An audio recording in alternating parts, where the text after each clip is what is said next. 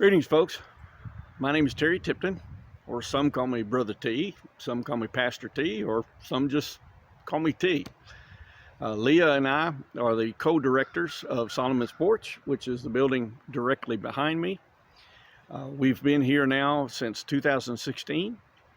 Solomon's Porch at one time was the coal mine hospital for the area here. It was built in 1920, and Meridzo acquired it in 2002. And since then, it serves as a mission retreat center where church groups come from all over the country and even all over the world. They come, they stay here, they sleep here, and then they fan out into the community and serve the people of Appalachia. Leah and I also serve as the team leaders for the Tri-Cities campus. And also, we've developed a heart for those in the area that struggle with addiction. Down at the Hope House in Cumberland, Kentucky, we host Celebrate Recovery meetings, Alcoholics Anonymous meetings, women's Bible studies, and many other things to come. And I'm also serving as the pastoral counselor at a local rehab, faith-based rehab center nearby. And we just have a heart for helping those who are in desperate need and looking for a fresh start and a new life, and obviously that can only come through Jesus Christ. We've again served here now since 2016, but prior to that, I was on the church side of things, bringing church groups up here as pastor for mission teams for 16 years. So our total time of connection with Meridzo is now surpassed 23 years of ministry. And today I want to share with you a word that I often teach to the gals at the rehab center.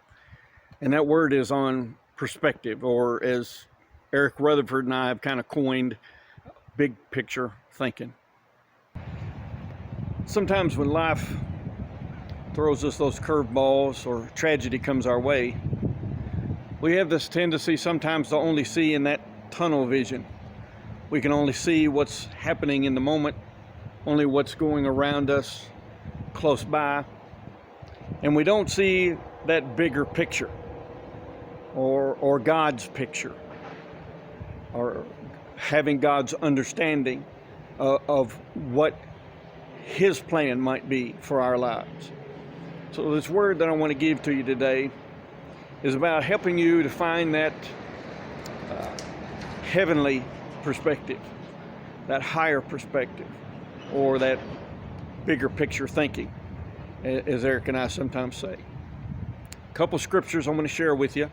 The first comes out of 2 Corinthians chapter 5, verses 1 through 5, and it reads, "For we know that if our earthly tent, which is our house, is torn down, we have a building from God, a house not made by hands, eternal in the heavens. For indeed, in this tent we groan, longing to be clothed with our dwelling from heaven. Since in fact after putting it on, we will not be found naked. For indeed, we who are in this tent groan, being burdened, because we do not want to be unclothed, but to be clothed, so that what is mortal shall be swallowed up by life.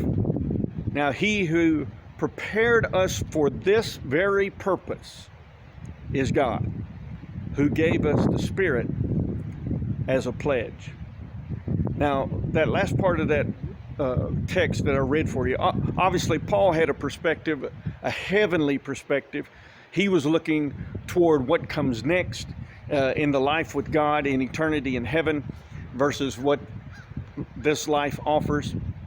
And the last part of that verse 4, or let me better say first part of verse 5, says, "Now he who prepared us for this very purpose is God." The very purpose that God has prepared for us, the desire of God for all people, is that we would all turn to Him through Jesus Christ, and that we would spend an eternity with Him in heaven. That's the end game, that's the end goal that God would desire for all people. And so we always have to have this big picture thinking, or this larger perspective. We always have to have in mind that this life is not the end of all things. It is not the maximum of all things, but it's the life in heaven with God forever. That is the goal. That's the end game, and all things lead toward that. So another passage I want you to read, or I would like to read for you, comes out of Romans chapter 8, verse 28. A very popular verse for memorization for folks. And it reads, "And we know that God causes all things to work together for good to those who love God, to those who are called according to his purpose." Now, there's a promise in this verse, and anytime God places a promise in a verse, then we should listen up and know that when God gives a promise, he intends to keep that promise. And so his promise to those who love God and to those who are called according to his purpose is that he works all things for that good. And so no matter what difficult thing that we go through, tragedy or whatever, we have to understand that God is somehow going to use this tragedy, use this terrible thing that we're enduring right now, and use it for some good and for his glory.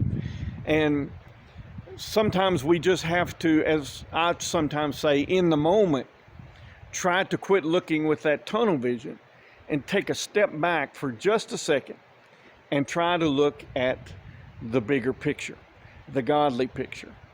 And sometimes I like to say a rhyme that I teach a lot with the gals at the rehab center, and this is a rhyme that I teach them to try to teach a deeper principle. And the rhyme goes something like this: don't ask God why, ask God how. And when he shows you how, you'll go, wow.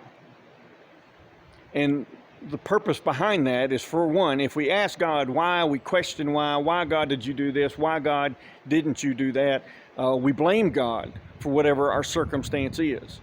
And what I like to teach is learn to trust God with the motives, that he knows what's best. And instead of asking why and questioning God's motives, instead ask God how. God, I trust you. I trust your promise that you're working all things for the good of those who love you.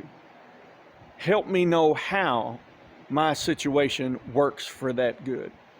And that's a prayer of faith, because you're trusting God. And I believe God honors prayers of faith.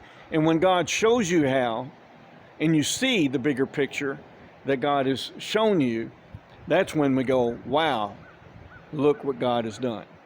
So that's my word for you today. Try not to get so caught up in your tunnel vision or your circumstance. And remember to always look for a little higher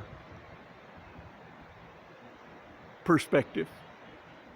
God bless you.